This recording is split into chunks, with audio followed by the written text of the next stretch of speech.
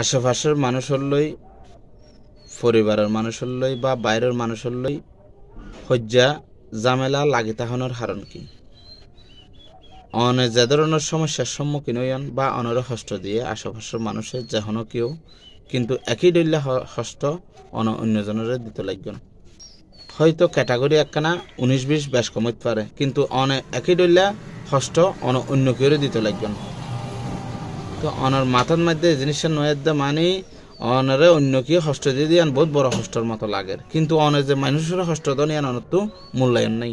ইয়ানোর মানে অনহস্ত ভাইন দিয়ে অনত মধ্যে অনত হস্ত লাগে, অনে যে মানুষের হস্ত দন ইয়ানোর ক্ষেত্রে অনত হন টেনশন নাই, আক্ষেপ নাই, চিন্তা নাই।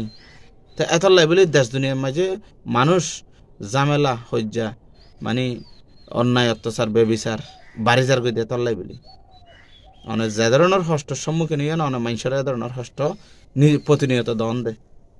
কিন্তু আর দেশে যে ধরনের হস্ত পাই এ ধরনের হস্ত আর মানুষের নদিলে দেশ দুনিয়ার মাঝে মানে জুলুম নির্যাতন অন্যায় অত্যাচার কমে যাবি, হস্ত জামিলা কমে যাবি।